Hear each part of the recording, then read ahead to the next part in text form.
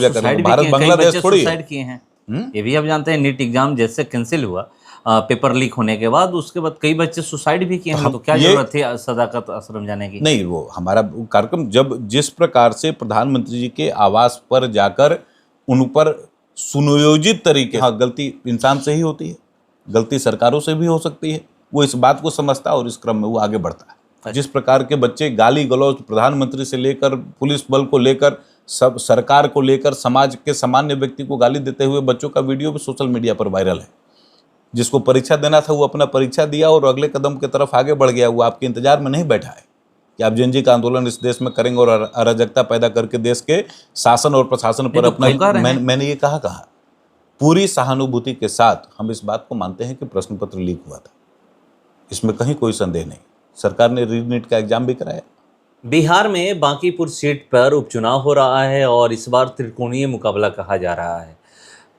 BJP Jan Suraaj और RJD में है। बीजेपी से नीरज कुमार सिन्हा है, जनसुराज से खुद प्रशांत किशोर हैं जो पार्टी के सूत्रधार हैं जनसुराज के, और आरजेडी से रेखा गुप्ता हैं। रेखा गुप्ता 2025 में भी चुनाव लड़ी थी मगर चुनाव हार गई थी नितिन नवीन से, जो अभी वर्तमान में बीजेपी के राष्ट्रीय अध्यक्ष हैं और राज्यसभा सांसद हैं।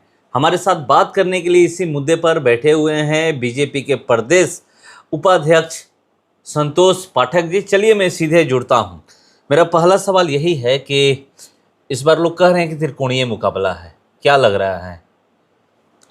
देखिए, कुछ तो लोग कहेंगे, लोगों का काम है कहना, लेकिन बांकीपुर तो सीट भारतीय जनता पार्टी की है ही।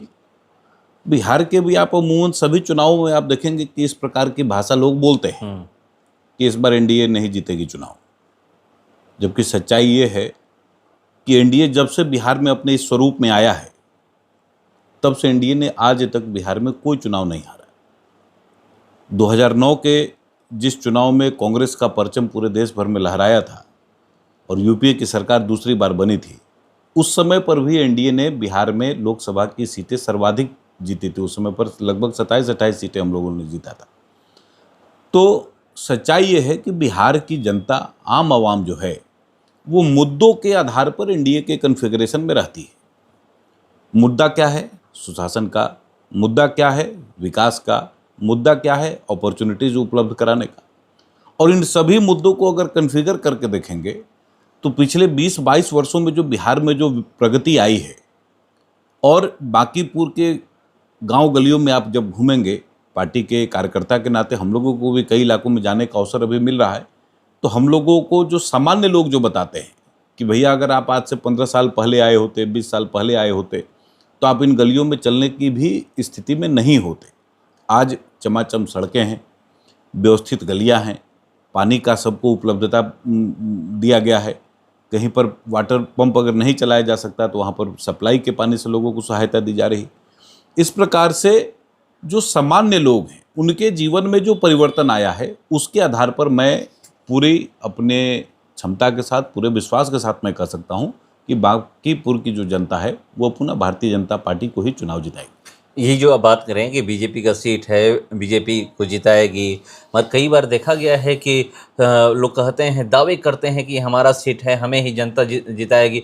कभी कभी हार का भी सामना करना पड़ता है। बहुत सारे आप देख लीजिए कि राहुल गांधी अमेठी से ये कहा जा रहा था कि वो चुनाव हारेंगे ही नहीं, वो चुनाव हार गए। इंदिरा गांधी चुनाव हारी है, तो लोग कह रहे हैं कि वो सब गिनती करवा रहे हैं कि इस बार भी वही होने वाला है। देश के मुद्दों के आधार पर इंदिरा गांधी जब चुनाव हारी थी वहाँ से, तो असामान्य परिस्थितियों में चुनाव हारी थी, वो सामान्य परिस्थितियाँ नहीं थी। 19 में जब वो राहुल गांधी जब हारे थे तो देश की कौन सी जनता कांग्रेस के साथ खड़ी थी उस समय पर? तो मुझे नहीं लगता कि उस प्रकार की स्थिति आज के समय में देश के सामने है। सामान्य जो व्यक्ति है, जो सामान्य मतदाता है, उसके जीवन में सुख है, चैन है, शांति है, और उसको मालूम है कि ये पूरी व्यवस्थाएं जो है वो भारतीय जनता पार्टी और एनडीए ही उसको दे सकती है। इसलिए जनता हमारे साथ है। 2025 का चुनाव अभी तुरंत ही बीता है। कितने आक्षेप हम लोगों पर लगाए गए कि ये नहीं है, वो नहीं है, बिहार की सरकार ने आज तक सुई का कारखाना नहीं लगाया, तो ये नहीं किया, तो वो नहीं किया। कितने प्रकार के आक्षेप हम लोगों पर लगाए गए थे। परिणाम ने क्या सिद्ध किया? वही परिणाम दोबारा बांकीपुर में भी देखने को मिलने वाले हैं, जिसको कुछ छोटे मोटे भ्रम लोगों को सपने के तौर पर आते रहते होंगे, वो सपने आएंगे जाएंगे, यथा स्थिति नहीं बदलेगी। जो आप ये कह रहे हैं, मगर यहाँ पर तो अभी स्थिति आप लोगों के विपरीत है। दिल्ली में जो हुआ, आज पटना में जो हुआ, आप देख रहे होंगे छात्र किस तरह से सड़क पर उतरे हैं। नीट का जो एग्ज़ाम कैंसिल, पेपर लीक हुआ था, उसके बाद एग्ज़ाम कैंसिल हो गया।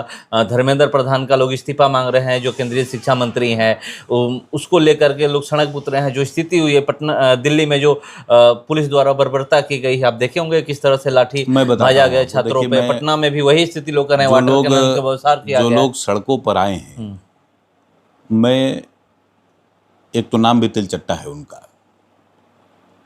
और मेरा जीवन इन लोगों का पूर्ण साक्षी रहा है। ईश्वर ने मुझे वो अवसर दिया था कि इनका जो एक प्रकार से चारागाह है जेएनयू, मुझे वहाँ पर पढ़ने का अवसर मिला है, और मैंने इनका उभार भी देखा है, इनका पतन भी देखा है। जो सामान्य नीट के जो एस्पिरेंट थे, वो दोबारा जो नीट हुआ उसमें वो शामिल हुए, उन्होंने अपनी अपनी परीक्षाएं दी, उनका परिणाम भी उनके पास आ चुका है। लोग अब एडमिशन की प्रक्रिया में आगे बढ़ चुके हैं। जो बच्चे हैं जिनका एग्ज़ाम कैंसिल हुआ, तो वो दुर्भाग्यपूर्ण था, इसमें कहीं कोई संदेह नहीं है। केंद्र की सरकार ने त्वरित एक्शन करते हुए 13 लोगों को गिरफ्तार किया है, उन पर ट्रायल चल रहा है, उन पर जो संवैधानिक प्रक्रिया है उसके तहत उनका एक प्रकार से ट्रायल उनका चल रहा है, उसमें कहीं कोई संदेह की बात नहीं।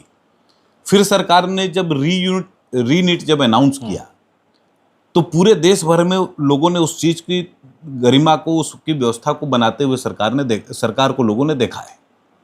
कैसे एयरफोर्स के प्लेन से क्वेश्चन पेपर जो है वो जगहों तक पहुंचाए गए, किस प्रकार से कड़ी सुरक्षा व्यवस्था के तहत वो एग्ज़ाम कंडक्ट हुआ, लोगों ने देखा है।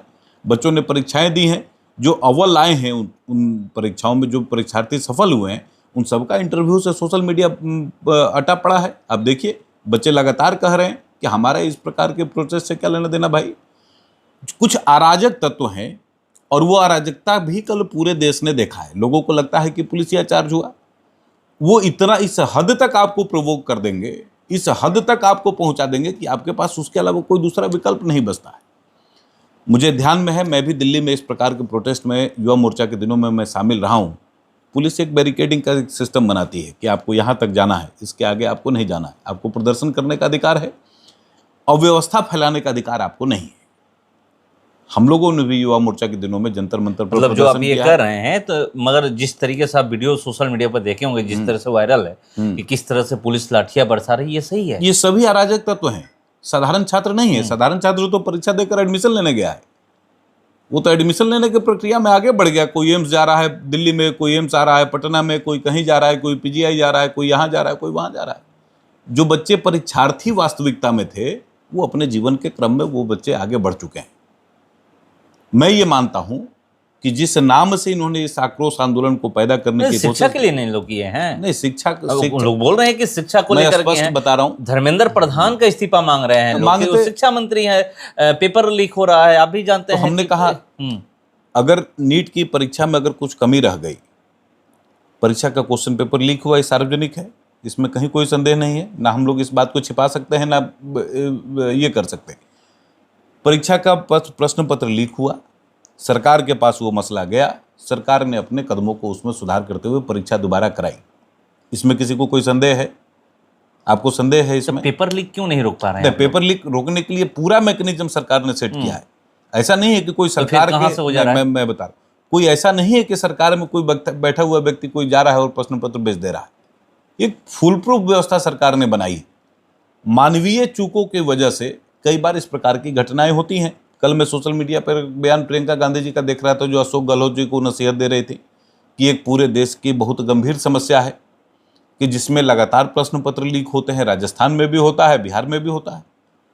सरकारें उसको कंट्रोल करना चाहती हैं, सरकार उसको पूरी तरीके से नियंत्रित करना चाहती है, इसमें कोई संदेह नहीं है। चाहे वो कांग्रेस की सरकारें हो, चाहे भारतीय जनता पार्टी की सरकारें हो, एनडीए की सरकारें हो, सरकार के अंदर से कोई बैठा हुआ व्यक्ति इस प्रकार का निरीह नहीं हो सकता है कि जाकर क्वेश्चन पेपर भेज दे। लेकिन समाज में कुछ अराजक तत्व होते हैं जिनको इस प्रकार के व्यवस्थाओं को खड़ा करके उनको व्यक्तिगत फायदा होता है, तो उनको कड़ी सजा क्यों नहीं दी जाती है? पकड़ उसमें कई कोचिंग के संचालक भी शामिल होते हैं। कई बार लोगों को पकड़ा गया है। बिहारी में जो प्रश्न पत्र लीक हुआ था पिछले बार नीट वाला, उसमें कौन सा अपराधी अभी जेल के बाहर है, आप बता दीजिए। एक सिंगल अपराधी बताइए जो जेल के बाहर हो? सभी जेल के अंदर हैं। संविधान के दायरे में ही ये देश चल सकता है और उसी दायरे में सरकारें, चाहे केंद्र की हो चाहे बिहार की हो, उसी दायरे में चलाने की कोशिश कर रही हैं। कुछ जो अराजक तत्व बार बार अपना सिर उठाते हैं, उनका फन कुचलने की भी व्यवस्था सरकार ने किया है। अगर सरकार के अंदर में अगर किसी भी प्रकार की कोई कमी रह गई होती तो रीनीट का भी क्वेश्चन पेपर लीक हो सकता था, लेकिन सरकार ने उसको पूरी फुल प्रूफ व्यवस्था के साथ उस एग्जाम को कंडक्ट कराया और आज सभी बच्चे जिन लोगों ने परीक्षाएं दी हैं वो सभी अपने अपने गंतव्य तो को क्या इसका प्रस्थान कर प्रभाव चुके नहीं पड़ेगा हैं। चुनाव अब मैं बताता हूँ, नो, मैं इसका सामान्य लोगों के बिहेवियर से इसका कोई लेना देना नहीं।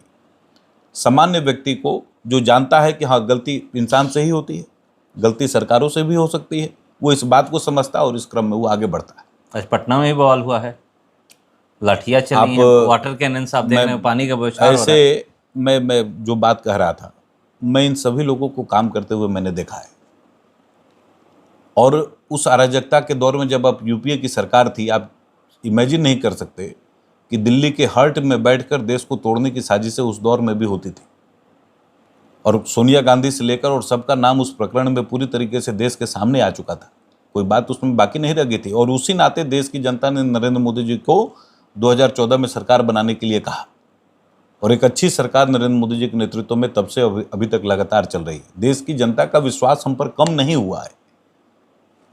एक सिस्टम चलता है, उसमें कुछ ऊपर नीचे चीजें हो सकती हैं, लेकिन मोदी जी के मंसूबे पर सामान्य आदमी को आज भी पूरा का पूरा विश्वास कायम है। किसी का उनको सामान्य लोगों को ये लगता है कि मोदी जी से ऐसा नहीं हो सकता है और ऐसा नहीं होता है, इसलिए लोगों को लगता है कि मोदी जी के रहते उनको न्याय मिलेगा ही मिलेगा और उस न्यायिक प्रक्रिया में जो भी सुविधाएं सरकार अपने तरफ से दे सकती है, सभी प्रकार की सुविधाएं सरकार बच्चों को दे रही। लेकिन अब इसी में कुछ अराजक तत्व हैं। पटना में पहले भी इस प्रकार की घटनाएं हुई हैं, दिल्ली में पहले भी इस प्रकार की घटनाएं हुई हैं। आप याद कीजिए किसान आंदोलन को किस प्रकार से उस दौर में पूरे दिल्ली को बंधक बनाने का प्रयास किया गया और आज उसी क्रम को आगे बढ़ा के हरकतें वो कर रही हैं। जिस प्रकार के बच्चे गाली गलौज प्रधानमंत्री से लेकर पुलिस बल को लेकर सब सरकार को लेकर समाज के सामान्य व्यक्ति को गाली देते हुए बच्चों का वीडियो भी सोशल मीडिया पर वायरल है और हजारों की संख्या में कल पुलिस वाले भी घायल हुए हैं, कल वहां पर भी हुए हैं और आज पटना में भी हुए हैं। कई पत्रकार जो रेपुटेड चैनल्स में काम करते हैं, जो अपने नीतियों, सरकार की नीतियों का लाभ उठाकर जो लोग सोशल मीडिया के माध्यम से अपनी पत्रकारिता जो लोग कर रहे हैं, सबको चोटें आई हैं, गंभीर चोटें आई हैं। कई लोग अस्पताल में भर्ती हैं। हमारे जो युवा मोर्चा के बच्चे हमारे प्रदेश अध्यक्ष जी के नेतृत्व में आज प्रदर्शन करने गए सदाकत आश्रम पर, उन पर लाठियां बरसाई गई हैं। उसमें से 39 बच्चे अभी कुर्जी हॉस्पिटल में भर्ती हैं। विधायक पीटे जा रहे हैं, पत्रकार पीटे जा रहे हैं। तो क्या जरूरत थी सदाकत आश्रम जाने की? नहीं, वो हमारा कार्यक्रम जब जिस प्रकार से प्रधानमंत्री जी के आवास पर जाकर उन पर सुनियोजित तरीके से, जब जितेंद्र सिंह जी हमारे केंद्रीय मंत्री हैं, जब वो गए राहुल गांधी जी से मिलने के लिए, उनका पूरा वीडियो, उनका सोशल मीडिया पर उनका पोस्ट भी आया हुआ है, पूरा वीडियो उनका चला है, लोगों ने देखा है। जब राहुल गांधी जी से बातचीत हो गई थी, जब वो इंदिरा भवन के बाहर धरने पर बैठे थे, फिर वहां से खड़गे जी के जन्मदिन मनाने के नाम पर चुपके से वो सभी लोग पहुंच गए पीएम आवास के बाहर और बिना सरकार को इतला दिए, ना बिना पुलिस को इतला दिए आप पीएम हाउस के बाहर बैठ जाएंगे धरने पर।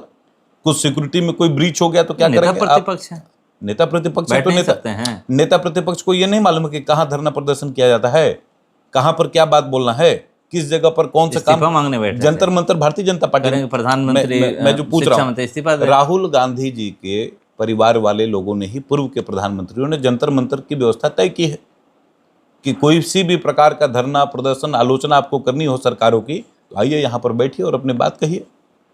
आप स्वयं अभी कवर करने गए थे, देश भर से कई प्रकार के विषयों को लेकर वहां पर आंदोलन होते हैं। राहुल गांधी भी वहां करते हैं आंदोलन, इसलिए आप लोग घुस गए। हम लोग कहाँ घुस गए? आज सदाकत आश्रम नहीं चले गए, सदाकत जहाँ जिस राज्य में सदाकत आश्रम में नहीं, ये पार्टी ने ये तय किया कि कांग्रेस के मुख्यालय पर, आज भारतीय जनता पार्टी के कार्यालय पर पथराव हुआ है, दिन में 2-2 बार हुआ है।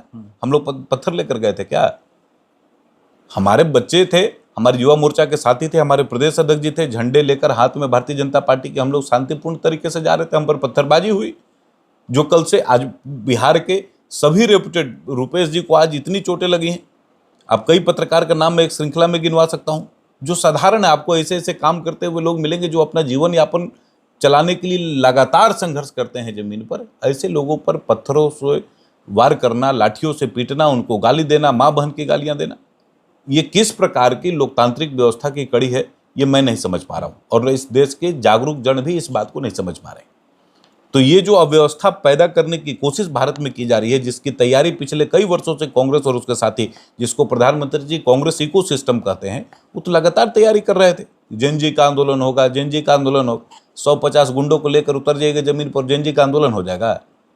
जिसको परीक्षा देना था वो अपना परीक्षा दिया और अगले कदम की तरफ आगे बढ़ गया। वो आपके इंतजार में नहीं बैठा है कि आप जेनजी का आंदोलन इस देश में करेंगे और अराजकता पैदा करके देश के शासन और प्रशासन पर अपना कब्जा करेंगे। भारत बांग्लादेश थोड़ी है। किए हैं ये भी आप जानते हैं। नीट एग्जाम जैसे कैंसिल हुआ पेपर लीक होने के बाद, उसके बाद कई बच्चे सुसाइड भी किए हैं। लोग कह रहे हैं। मैंने ये कहा पूरी सहानुभूति के साथ हम इस बात को मानते हैं कि प्रश्न पत्र लीक हुआ था, इसमें कहीं कोई संदेह नहीं।